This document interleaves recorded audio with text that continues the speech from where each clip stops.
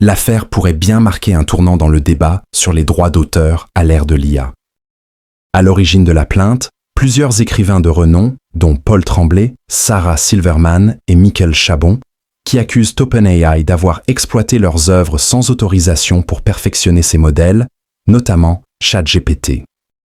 Une accusation lourde qui touche au cœur même du fonctionnement de ces intelligences artificielles, l'apprentissage sur des corpus massifs de textes, parfois protégés par le droit d'auteur. Si une partie des charges a été rejetée l'an dernier, l'accusation de contrefaçon directe reste d'actualité. Le litige soulève une question fondamentale. Dans quelle mesure l'utilisation de contenus sous copyright pour former des IA est-elle légale? Jusqu'à présent, les régulations en la matière sont floues, et ce procès pourrait bien faire jurisprudence.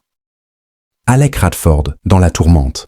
Parmi les figures centrales de cette affaire, Alec Radford, pionnier du développement des modèles d'IA chez OpenAI.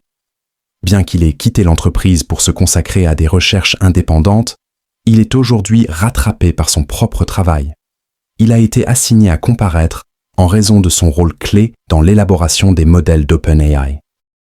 Il n'est pas seul. Dario Amodei et Benjamin Mann, deux autres ex-collaborateurs ayant depuis cofondé Anthropic, sont eux aussi appelés à témoigner. Leur présence soulève une question intéressante. Jusqu'où la responsabilité des chercheurs s'étend-elle lorsque les modèles qu'ils ont contribué à créer deviennent sujets de litiges juridiques? Les répercussions sur l'industrie de l'IA? Cette affaire dépasse largement le cas OpenAI. Elle pose les bases d'un débat fondamental sur l'usage des œuvres culturelles dans l'entraînement des IA. Peut-on considérer ces modèles comme des outils d'innovation légitimes, ou sont-ils une menace pour la création humaine? L'enjeu est de taille.